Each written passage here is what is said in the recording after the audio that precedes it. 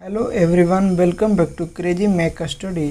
चलिए स्टार्ट करते हैं आज का वीडियो। आज के वीडियो में हम लोग देखने वाले हैं बार्क स्पेशल मैकेनिकल का प्रैक्टिस सेट नंबर 1।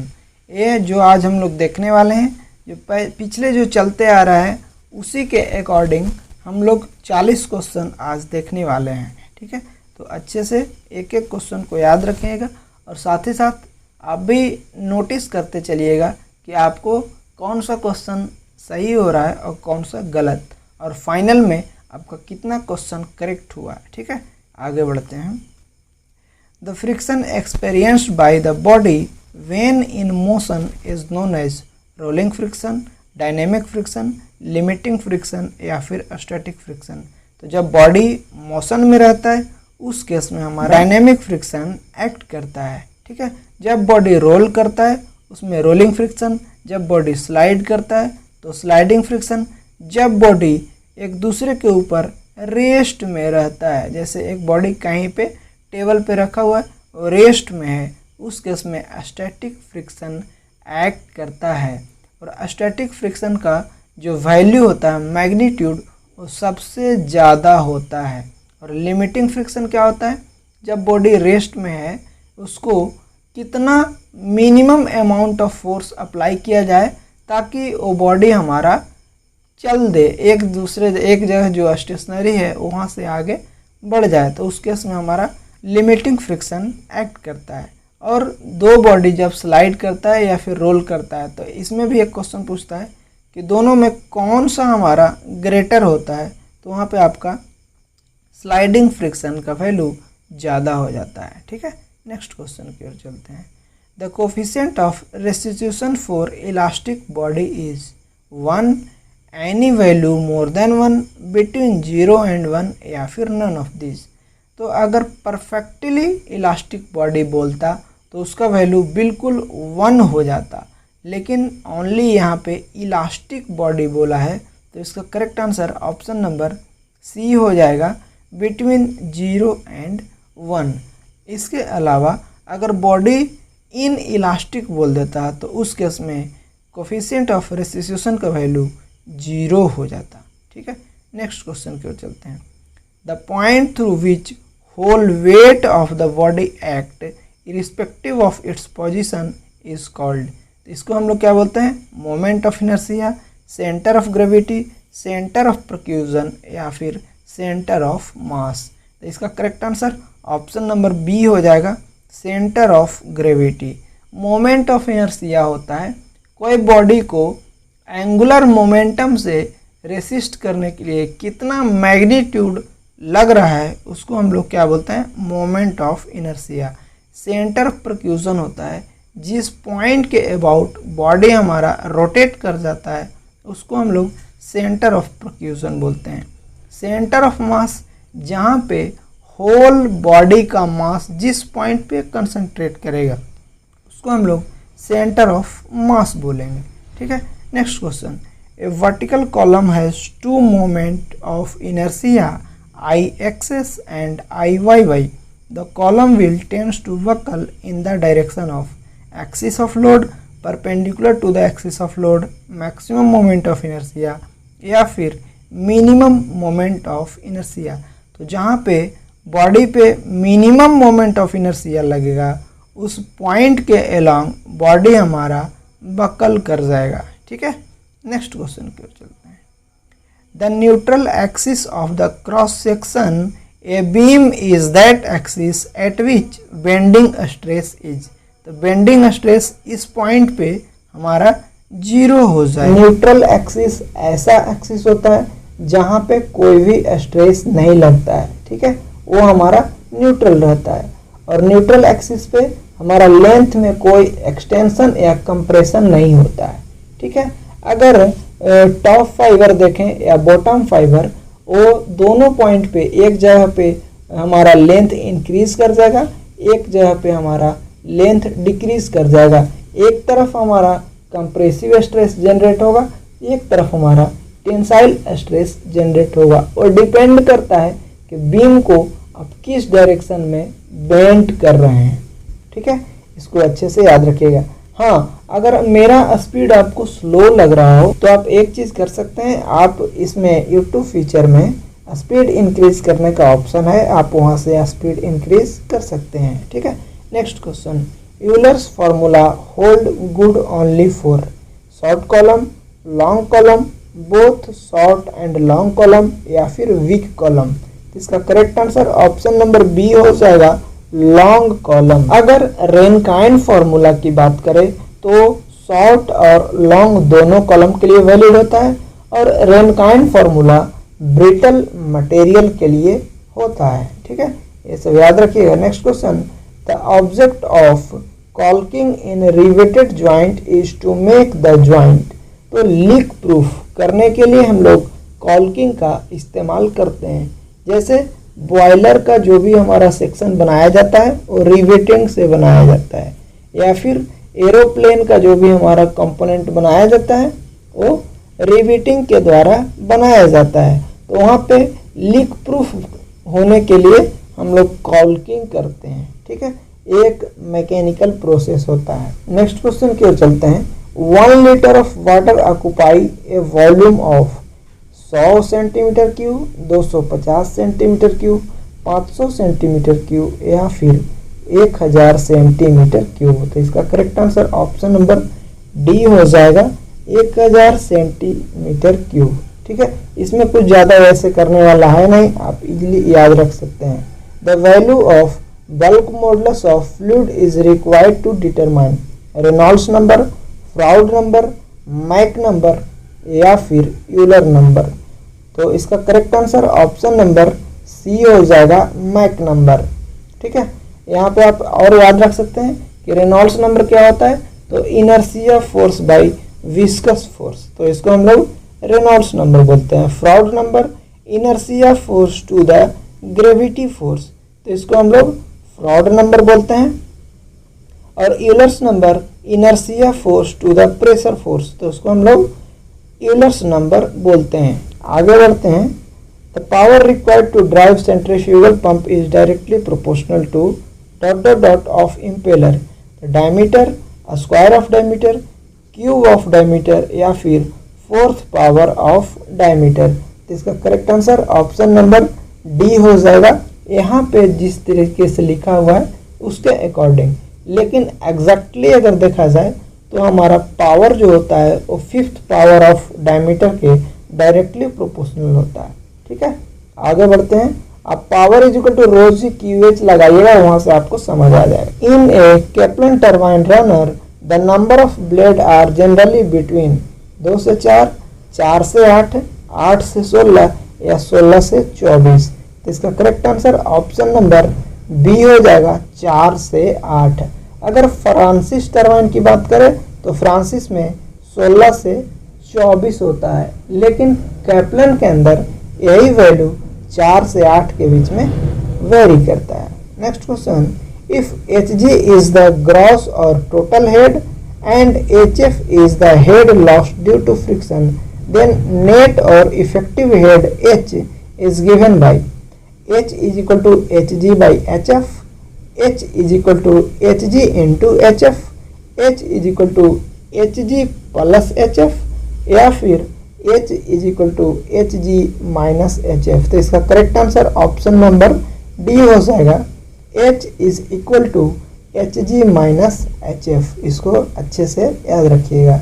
नेक्स्ट है, discharge of centrifugal pump is directly proportional to diameter of its impeller, inversely proportional to diameter of its impeller, directly proportional to diameter square of impeller, inversely proportional to diameter square of its impeller। तो इसका correct answer option number C हो जाएगा। ठीक है, लेकिन actual में यहाँ पे गलत आंसर दिया हुआ, बट ऑप्शन के अकॉर्डिंग आप इसको करेक्ट कर सकते हैं। जैसे discharge is equal to pi D B V F होता है, या फिर एरिया इंटू वेलोसिटी। अब दोनों जगह में से किसी से कैलकुलेट करिएगा तो आपको डी क्यू के फॉर्म में मिलेगा डायरेक्टली प्रोपोर्शनल में, बट यहाँ पे स्क्वायर दिया है तो आप ये भी याद रखिएगा और जो करेक्ट आंसर है दोनों याद रखिएगा।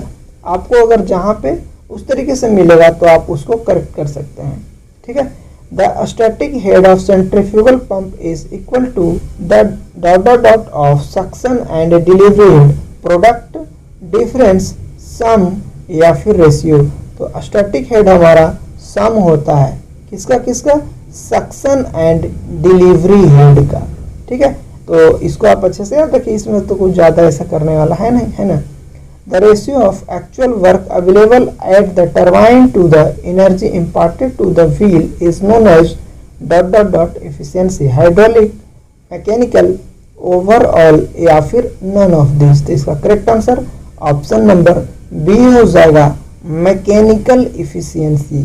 ठीक है, इसमें याद रखिएगा कि अगर आपको पावर बोल दे या फिर वर्क बोल दे तो सब कीवर्ड्स है, याद रखिएगा। ये किसके लिए होता है, ओवरऑल इफिशियंसी के लिए होता है। ठीक है, किसके लिए, ओवरऑल इफिशियंसी के लिए। A cycle consisting of one constant pressure, one constant volume and two isentropic process is known as Carnot cycle, Stirling cycle, Otto cycle या फिर डीजल साइकिल। तो इसका correct answer option number D हो जाएगा, diesel cycle. लेकिन हमने एक trick का वीडियो बनाया हुआ है, ऑलरेडी चैनल पे है, तो आप देखना चाहते हैं तो आप बताइए, कमेंट बॉक्स में पिन कर देंगे, या फिर वहाँ पे हमने क्या क्या बताया वो भी थोड़ा सा बता देते हैं, चारों ऑप्शन के साथ थोड़ा सा बता देते हैं। जैसे आया आपका कार्नोट साइकिल, तो कार्नोट सी से शुरू होता है, तो इसके लिए हमने ट्रिक बनाया था सी टी स्कैन। सी से कार्नोट हो जाएगा और टी से आइसोथर्मल हो जाएगा और एस से आइसेंट्रोपिक हो जाएगा। मतलब कार्नोट में 2 आइसोथर्मल और 2 आइसेंट्रोपिक प्रोसेस। स्टिर्लिंग के लिए हमने बनाया था सोनी टीवी। ठीक है, तो एस से हमारा हो जाएगा स्टिर्लिंग साइकिल और टी से हो जाएगा आइसोथर्मल और वी से हो जाएगा कांस्टेंट वॉल्यूम। ठीक है, तो स्टिर्लिंग में 2 आइसोथर्मल और 2 कांस्टेंट वॉल्यूम। ऑटो साइकिल के लिए बनाया था ओवीएस। ठीक है, ओवीएस, तो ओ से हो जाएगा आपका ऑटो साइकिल और वी से कांस्टेंट वॉल्यूम और एस से आइसेंट्रोपिक। दैट मीन्स कि ऑटो साइकिल में 2 कांस्टेंट वॉल्यूम और 2 आइसेंट्रोपिक प्रोसेस। डीजल के लिए बनाया था DP1V1S2, डीपीएस बनाया था, दिल्ली पब्लिक स्कूल, डीपीएस। ठीक है, तो वहाँ पे क्या बनाया था, DP1V1S2। That means 1 constant pressure, 1 constant volume और 2 आइसेंट्रोपिक प्रोसेस। ठीक है, तो इसको अच्छे से आप याद रख सकते हैं। नेक्स्ट है the efficiency and work ratio of simple gas turbine cycle are low, very low, high या फिर वेरी हाई। तो इसका correct answer option number B हो जाएगा, वेरी लो। ठीक है, इफिशियंसी एंड वर्क रेशियो। जो सिंपल गैस टरबाइन होता है उसका मैक्सिमम टेम्परेचर 700 डिग्री सेल्सियस तक जाता है। ठीक है, और सिंपल गैस टरबाइन में जो टर्शियरी ब्लेड होता है वहाँ पे क्रीप फेलियर का चांस सबसे ज़्यादा रहता है, तो वो भी आप याद रखिएगा। नेक्स्ट है Loeffler boiler is water tube boiler using a force circulation of water. True है या फॉल्स? तो बिल्कुल एक ट्रू है। जो लोफ्लर बॉयलर होता है वो वाटर ट्यूब बॉयलर होता है और वो भी फोर्स सर्कुलेशन। इसके लिए हमने ट्रिक बताया था लाफो। इसके लिए बताया था लोफ्लर के लिए लाफो। ला से हो जाएगा लोफ्लर बॉयलर और फोर्स हो जाएगा फोर्स सर्कुलेशन। और वाटर ट्यूब और फायर ट्यूब बॉयलर के ऊपर एक ट्रिक भी बनाया हुआ है, तो वो भी वीडियो आप देख सकते हैं। वाटर ट्यूब के लिए बनाया था यारो बाबा के लिए स्त्री लाओ, या फिर जो हमारा फायर ट्यूब है उसके लिए बनाया था SLC स्क्वायर इंटू वी। आप जाकर के ट्रिक वाला वीडियो देख सकते हैं। अगर नहीं मिलता है तो आप बोलिएगा, मैं फिर से वीडियो बना दूंगा। ठीक है, when the speed of crankshaft is between 100 RPM and 250 RPM the engine is said to be slow speed engine, medium speed engine, high speed steam engine या फिर नन ऑफ दी। तो इसका करेक्ट आंसर हो जाएगा medium speed steam engine. अगर speed 100 RPM से कम होगा तो हो जाएगा स्लो स्पीड स्टीम इंजन। अगर स्पीड 250 RPM से ज़्यादा हो जाएगा तो हो जाएगा आपका हाई स्पीड स्टीम इंजन। अगर स्पीड 100 से 250 रहेगा तो मीडियम स्पीड स्टीम इंजन हो जाएगा। Next question, the flow through a nozzle is regarded as constant volume flow, constant pressure flow, isothermal flow या फिर आइसेंट्रोपिक फ्लो। तो इसका correct answer option number D isentropic flow हो जाएगा। अच्छा, इसमें एक और क्वेश्चन पूछता है कि नोजल जो होता है जनरली किस शेप का होता है। तो नोजल जनरली कन्वर्जिंग शेप का होता है। नोजल कैसा होता है? कन्वर्जिंग शेप का होता है।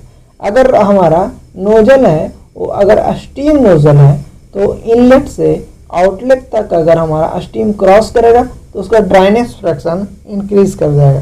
ठीक है, और नोजल हमारा जो होता है प्रेशर एनर्जी को काइनेटिक एनर्जी में कन्वर्ट करता है। ठीक है, next question, the ratio of total useful heat drop to the total isentropic heat drop is called stage efficiency, internal efficiency, Rankine efficiency या नन ऑफ दिस।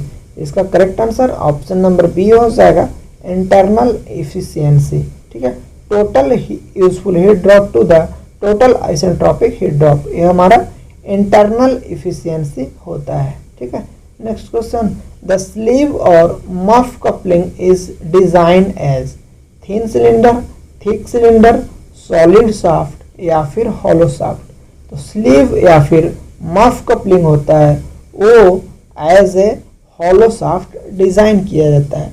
इसमें एक और क्वेश्चन पूछता है कि दो शाफ्ट है, एक सॉलिड और एक हॉलो, और दोनों का वेट सेम है, तो किसमें पावर ट्रांसमिशन ज़्यादा होगा।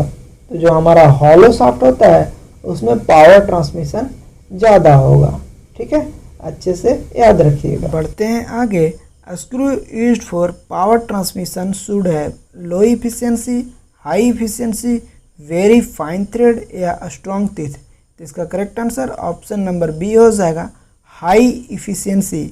यहाँ पे हम लोग स्क्रू की बात कर रहे हैं तो इसके लिए हाई इफिशियंसी आंसर करेक्ट हो जाएगा। वहीं अगर स्क्रू जैक की बात करेगा तो उसका करेक्ट आंसर लो इफिशियंसी होगा। अगर लो इफिशियंसी रहेगा तो उसमें ओवरहॉलिंग का केस नहीं आएगा। अगर इफिशियंसी हाई हो जाएगा, हाई और लो 50% जो होता है उससे डिसाइड होता है। अगर 50% से ज़्यादा इफिशियंसी है तो ओवरहॉलिंग का चांस स्क्रू जैक में उतना ज़्यादा रहेगा, लेकिन इफिशियंसी 50% से जितना कम रहेगा तो ओवरहॉलिंग का चांसेस उतना ही कम रहेगा हमारा स्क्रू जैक के अंदर। तो ओवरहॉलिंग हम लोग नहीं चाहते हैं कि हो। ओवरहॉलिंग होता क्या है, तो जैसे ही हम लोग एक लीवर की मदद से स्क्रू जैक पे लोड ऊपर रखे हैं और उसको रोटेट करवा के लोड को ऊपर रेज कर रहे हैं, लेकिन जैसे ही आप लीवर को हटाइएगा तो जो हमारा जिस पोजीशन पे है उसी पोजीशन पे रुक के अगर रह जाए तो उसके अंदर ओवरहॉलिंग नहीं हुआ। लेकिन जैसे ही लीवर हटाते हैं और वापस से वो हमारा स्क्रू जैक घूम घूम करके नीचे आ जाए, जिस पोजीशन से आपने उठाना शुरू किया था वहीं पे वापस आ जाए, तो उस केस को हम लोग ओवरहॉलिंग बोलते हैं। ओवरहॉलिंग के केस में एंगल ऑफ फ्रिक्शन का value less than helix angle होता है। लेकिन अगर ओवरहॉलिंग नहीं हो रहा है तो कोफिशिएंट ऑफ फ्रिक्शन वाला जो एंगल होता है, जिसको हम लोग एंगल ऑफ फ्रिक्शन बोलते हैं, उसका value greater than helix angle हो जाएगा। ठीक है, इसको अच्छे से याद रखिएगा। नेक्स्ट है, diesel engine are also known as, कौन सा इंजन बोलते हैं? कंप्रेशन इग्निशन, स्पार्क इग्निशन, ये बोथ ए एंड बी या फिर नन ऑफ दिस। तो इसका correct answer compression ignition engine होता है। अच्छा, इसको कंप्रेशन इग्निशन क्यों बोला जाता है? तो इसमें जो इग्निशन होता है, वो कंप्रेस्ड एयर का जो टेम्परेचर होता है इसकी वजह से होता है, तो इसलिए इसको हम लोग बोलते हैं कंप्रेशन इग्निशन इंजन। लेकिन वही जो पेट्रोल इंजन होता है उसका जो इग्निशन वो स्पार्क की वजह से होता है, इसलिए उसको हम लोग स्पार्क इग्निशन इंजन बोलते हैं। ठीक है, नेक्स्ट क्वेश्चन की ओर चलते हैं। इन ए 4 stroke cycle the minimum temperature inside the engine cylinder occurs at beginning of suction stroke, end of suction stroke, beginning of exhaust stroke या फिर एंड ऑफ एग्जॉस्ट स्ट्रोक। तो इसका correct answer option number A हो जाएगा, beginning of suction stroke. और बिल्कुल जितने भी क्वेश्चन करवा रहे हैं सारे के सारे इंपॉर्टेंट है, कहीं ना कहीं ऑलरेडी प्रीवियस ईयर में पूछे जा चुके हैं। ठीक है, the thermal efficiency of standard auto cycle for compression ratio of 5.5 will be 25%, 50%, 70% या फिर 100%। तो अगर कंप्रेशन रेशियो 5.5 रहेगा तो आपका एफिशिएंसी जो है वो 50% तक पहुंच जाता है। ठीक है, आगे बढ़ते हैं। Which of the following material has maximum duct, लेकिन मैक्सिमम की बात करें तो माइल्ड स्टील हमारा टॉप कर जाता है वहाँ पे। ठीक है, और माइल्ड स्टील में कार्बन का परसेंटेज 0.1 से 0.3% तक हो सकता है। अगर कार्बन परसेंटेज मोर देन 2% है तो उसको हम लोग कास्ट आयरन बोलते हैं। इसलिए इसका correct answer option number A हो जाएगा। आगे बढ़ते हैं। A eutectoid steel consist of, eutectoid steel है तो इसमें क्या होता है? Wholly pearlite, wholly austenite, pearlite and ferrite, pearlite and cementite. तो इसका correct answer option number A हो जाएगा, होली पियरलाइट। अगर वही जो हमारा स्टील है वो हाइपो यूटेक्टॉइड है, मतलब कि परसेंटेज कार्बन लेस देन 0.8%, तो वो स्टील हमारा पियरलाइट एंड फेराइट देगा, पियरलाइट एंड फेराइट देगा। लेकिन वही हमारा हाइपर यूटेक्टॉइड स्टील है, that means carbon percentage more than 0.8%, उस केस में पियरलाइट एंड सेमेंटाइट देगा। कूल करने पे कहाँ पे, और ये टेम्परेचर कितना पे होता है? 723 डिग्री सेल्सियस पे अकर करता है। अगर ऑस्टेनाइट है उसको कूल करते हैं 723 डिग्री सेल्सियस पे, उससे नीचे, तो हमारा होली पियरलाइट बनता है। ठीक है, और ये आयरन कार्बन डायग्राम के अंदर आता है, जिसको हम लोग इक्विलिब्रियम डायग्राम भी बोलते हैं। ठीक है, नेक्स्ट क्वेश्चन की ओर बोलते हैं। Shock resisting steel should have low wear resistance, low hardness, low tensile strength या फिर टफनेस। शॉक रेसिस्टिंग स्टील होता है, उसमें टफनेस इंपॉर्टेंट रोल प्ले करता है। टफनेस मतलब कि जिस पे आप इम्पैक्ट लोड लगा रहे हैं उसको भी वो वियर कर जाता है। तो ऐसे मटेरियल को हम लोग टफ मटेरियल बोलते हैं। ठीक है, नेक्स्ट क्वेश्चन की ओर बढ़ते हैं। Cast iron is a ductile material, malleable material, brittle material या फिर टफ मटेरियल। तो कास्ट आयरन हमारा ब्रिटल मटेरियल कैटेगरी में आता है। कास्ट आयरन का हमारा जो भी मशीन कंपोनेंट होता है उसका बॉडी कास्ट आयरन से बनाया जाता है। इसका सेल्फ लुब्रिकेटिंग प्रॉपर्टी बहुत अच्छा होता है। इसके साथ ही साथ यह शॉक ऑब्जॉर्बिंग कैपेसिटी बहुत अच्छा रखता है, या फिर इसको डैम्पिंग कैरेक्टरिस्टिक भी बोल सकते हैं। कास्ट आयरन का बहुत अच्छा होता है। कास्ट आयरन बनाया कहाँ जाता है? तो कास्ट आयरन कुपोला फर्नेस के अंदर बनाया जाता है। अच्छा, फिर रॉट आयरन कहाँ बनाया जाता है? तो रॉट आयरन पुडिंग फर्नेस के अंदर बनाया जाता है। ठीक है, नेक्स्ट क्वेश्चन की ओर चलते हैं। The percentage of carbon in cast iron varies from 0.1 to 0.5%, 0.5 to 1%, 1 to 1.7% या फिर 1.7 to 4.5%। तो इसका correct answer option number D हो जाएगा, 1.7 to 4.5%। ठीक है, तो इसका correct answer option number D हो जाएगा। अगर ऑप्शन में 2% का अगर लेगा तो वहाँ पे भी ध्यान रखिएगा, लेकिन 1.7 भी 2 के अराउंड ही है, तो आप इसको भी अच्छे से याद रख सकते हैं, कोई दिक्कत नहीं है। ठीक है, द कंप्रेस्ड एयर में बी यूज्ड, कहाँ पे यूज़ किया जाता है? इन gas turbine plant, for operating pneumatic drill, in starting and super charging of IC engine या फिर ऑल ऑफ दिस। तो बिल्कुल सारा यूज जो है कंप्रेस्ड एयर का है। गैस टर्बाइन में यूज़ किया जाता है ताकि हमारा फ्यूल को अच्छे से बर्न किया जाए, इसलिए कंप्रेस करके गैस टर्बाइन के अंदर डाला जाता है कंबसन चैम्बर में, और उससे जो एग्जॉस्ट निकलता है उससे हम लोग गैस टर्बाइन को ऑपरेट करते हैं। न्यूमेटिक ड्रिल जैसे एयर मोटर या फिर एयर ड्रिल मशीन, तो वो सारे जगह पे कंप्रेस एयर का यूज़ किया जाता है। वो भी एक टरबाइन फैन जैसा होता है जिसपे कंप्रेस्ड एयर का इम्पैक्ट लगता है और रोटेट करता है, जिससे हमारा गियर मैकेनिज्म अंदर में लगा होता है, जिसकी वजह से हमारा ड्रिल मशीन ऑपरेट होता है। और आईसी इंजन तो आप अच्छे से जानते हैं, सुपर चार्जिंग। ठीक है, कि कंप्रेस्ड एयर को सिलेंडर के अंदर भेजा जाता है वैसे जगह पे जहाँ पे एयर हमारा सफिशिएंट अमाउंट में इन्वायरमेंट में अवेलेबल नहीं हो। ठीक है, जिससे हम लोग सुपर चार्जिंग बोलते हैं। और सुपर चार्जिंग जैसे ही इंजन के अंदर करते हैं तो उसके अंदर नॉकिंग टेंडेंसी इंक्रीज कर देता है। जितना भी मैं बोल रहा हूँ सारा कहीं ना कहीं क्वेश्चन है, तो आप अगर नोट करना चाहते हैं तो आप नोट कर सकते हैं। ठीक है, next question, a rocket work with maximum overall efficiency when aircraft velocity is dot dot dot the jet velocity equal to 1/2, double या फिर नन ऑफ दिस। तो इसका correct answer option number B हो जाएगा 1/2। तो इसका correct answer option number B. लेकिन एक और क्वेश्चन पूछता है कि रॉकेट स्पेस में क्यों प्रोपेल करता है, मतलब स्पेस में क्यों ट्रेवल करता है। तो जो रॉकेट होता है वो एयर ब्रीदिंग इंजन नहीं होता है, क्योंकि स्पेस में कोई एयर अवेलेबल नहीं होता है, इसमें एयर ब्रीद करने की ज़रूरत नहीं होता है, इसलिए इजीली हमारा स्पेस में ट्रेवल करता है। और रॉकेट होता है कंजर्वेशन ऑफ लीनियर मोमेंटम पे काम करता है। रॉकेट जो होता है न्यूटन थर्ड लॉ पे काम करता है। ठीक है, एक्शन रिएक्शन पे काम करता है। ये सारा चीज़ अच्छे से याद रखिएगा।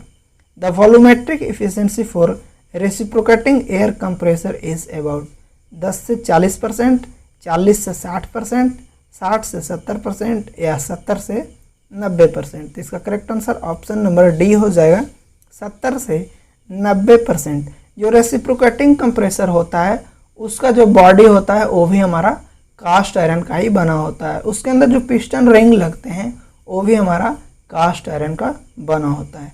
तो ये सब चीज़ अच्छे से याद रखिएगा।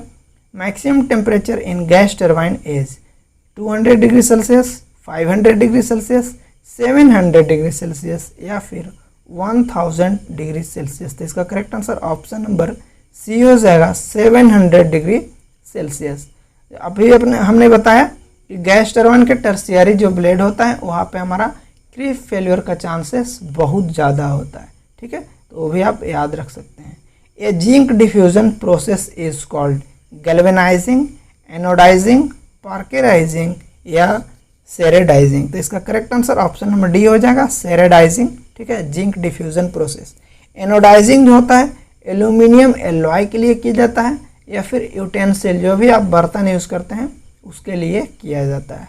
ठीक है, next question, the accuracy of micrometer caliper dial indicator can be checked by feeler gauge, slip gauge, ring gauge या फिर प्लग गेज। तो किससे मेजर किया जाता है, तो ये हमारा स्लिप गेज होता है। अच्छा, स्लिप गेज में एक और क्वेश्चन पूछता है कि दो स्लिप गेजेस को एक साथ ज्वाइन करने के लिए क्या किया जाता है, कौन सा प्रोसेस किया जाता है। तो जो प्रोसेस होता है उसका नाम है रिंजिंग। अच्छा, रिंजिंग क्या होता है, तो रिंजिंग कॉम्बिनेशन होता है स्लाइडिंग एंड ट्विस्टिंग का, स्लाइडिंग एंड ट्विस्टिंग का कॉम्बिनेशन होता है जिसको हम लोग रिंजिंग बोलते हैं। तो इसी की मदद से दो स्लिप गेजेस को एक साथ हम लोग ज्वाइन कर सकते हैं। Next question, the type of file use for wood work is single cut file, double cut file, RASP cut file या फिर एनी वन ऑफ दिस। तो इसका correct answer option number C हो जाएगा RASP कट फाइल। ठीक है, इसका जो टीथ होता है RASP का वो बड़ा बड़ा होता है और वुड वर्क में फाइलिंग करने के लिए इसी का हम लोग इस्तेमाल करते हैं। ठीक है, नेक्स्ट क्वेश्चन की ओर बढ़ते हैं। A taper provided on the pattern for easy and clean withdrawal from the mould is known as machining allowance, draft allowance, shrinkage allowance या फिर डिस्टॉर्शन अलाउंस। इसका correct answer option number B हो जाएगा draft allowance. Draft allowance का जो magnitude होता है 1 से 3% तक दिया जा सकता है। कितना दिया जाता है, 1 से 3% तक, 1 से 3% तक। ठीक है, और स्मॉल कंपोनेंट जो छोटे छोटे कंपोनेंट्स होते हैं उसमें ड्राफ्ट अलाउंस नहीं दिया जाता है। ठीक है, ये भी चीज़ आप याद रख सकते हैं। Segmental chip are form during machining of mild steel, cast iron, high speed steel या हाई कार्बन स्टील। तो सेगमेंटल मतलब टूटा हुआ चिप, मतलब छोटे छोटे टुकड़े में बटे हुए चिप। तो वो हमारा कास्ट आयरन का जो चिप होता है वो सेगमेंटल होता है, मतलब छोटे छोटे टुकड़े में बटे हुए। ठीक है, जो माइल्ड स्टील होता है इसका chip long and curly shape का होता है, very long and curly shape का होता है। इसमें एक और क्वेश्चन पूछता है कि जब मशीनिंग किया जाता है तो मैक्सिमम हीट किसके द्वारा कैरी किया जाता है, तो वो भी हमारा चिप ही होता है जिसके द्वारा मैक्सिमम हीट को कैरी किया जाता है। ठीक है, चलते हैं आगे। और आ चुका है क्वेश्चन ऑफ द डे। इसका आंसर आपको कमेंट बॉक्स में बताना है। Internal gear can be made by hobbing, shaping with pinion cutter, shaping with rack cutter, milling. तो क्या होगा इसका करेक्ट आंसर, अब कमेंट बॉक्स में ज़रूर बताइएगा। Thanks for watching, have a good day.